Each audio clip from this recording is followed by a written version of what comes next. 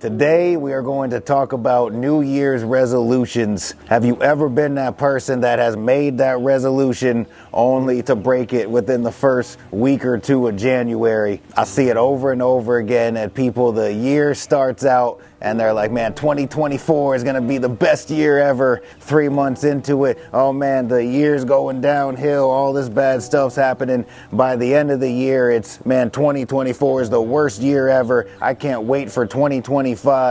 But the only problem with that is I see the same people saying that year in and year out. I don't want that to be you. I fell into that trap way too many times. I want to talk about the facts of a New Year's resolution. The stats say that 23% of people break their resolution within the first week.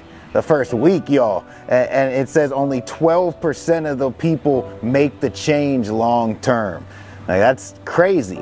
Why is the stat so low? We got to do something to change that. I'm sure you're like me, man. I want to make some changes that actually work, that actually stick. And so the definition of a resolution itself is a firm decision to do or not to do something. So it sounds good, but how many times would we have changed so many things in our life if all it was a decision? If I could just make this decision to not do this, or if I make this decision to change something, but yet we find ourselves going back on it time and time again. Guys, I think we should do something differently this year. I think that we should make a shift towards building some better habits. And so I want to talk about a few reasons that I'm sure for a lot of us it was a struggle on making these resolutions, on making these changes. And the first thing is, I believe that we have a tendency to overcomplicate things, right? Like, we know New Year's is coming, man, I'm going to put 20 things down on this list that I want to change. And all of a sudden we get to week 2 in January and we broke all 20 of them. It's like, man, what happened? It's too much. It's too overwhelming.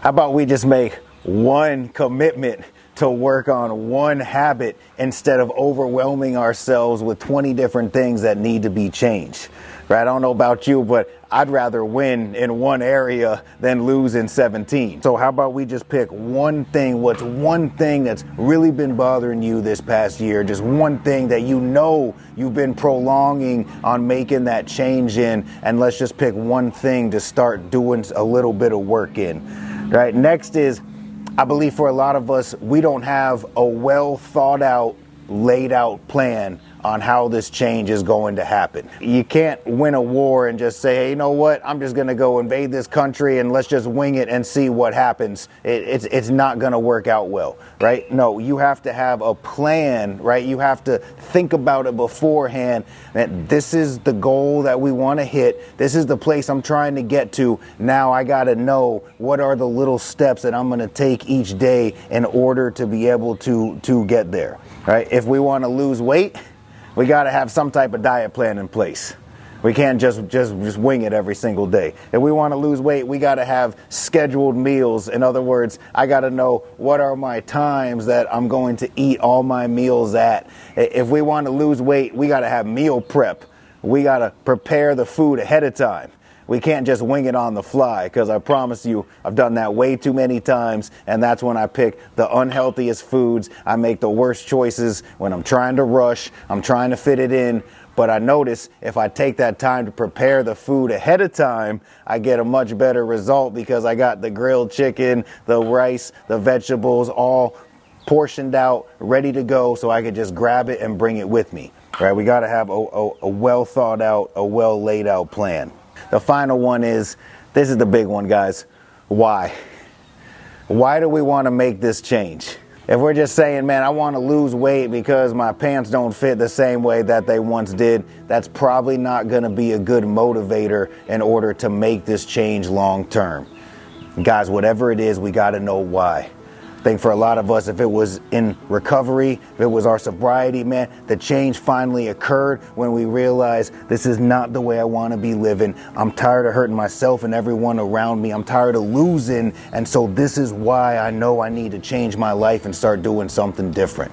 For me coming up, I do actually want to lose some weight. I do want to make this change long term. And so, I really had to ask myself, why do I keep failing in this area? And so my why for making this change is, man, I want to prove that I can discipline myself to really stick to a meal plan with zero cheating. Another why for me is my trainer has helped me out for years, right? It's like, man, we want to cut some of this fat away to see if we could see any of this muscle that we've been working on for day in and day out, year after year. I have a why involved in this. And the plan being, I know some things that are coming up in the beginning of the year. My birthday's on March 3rd. We got Easter on April 20th. I already went and looked when these things were and knew like those might be some days I'm gonna have some trouble. And to be honest with you, I'm not even allowing myself for cheat meals. Like, I'll get with my trainer. If he says we can have one of something here and one of something there, okay, right? But this time I'm not even thinking about the cheat meal because I know that I need to be disciplined day in and day out in order to achieve the result and hit that shift towards that habit that I'm trying to get to. And so I just encourage you, don't just wing it this year. Let's do something different in 2025 than you've ever done before. Take the time to think about, first of all, man, what is an area that I want to make a change in? Not 20, let's just pick one. Right, next, what is the plan that I need to lay out in order to be able to achieve this? And finally, why? Why do I want this? Why am I trying to make this happen? And I truly believe that if you find your why, that you can accomplish anything in life. It's Justin Hallis. See you on the next one.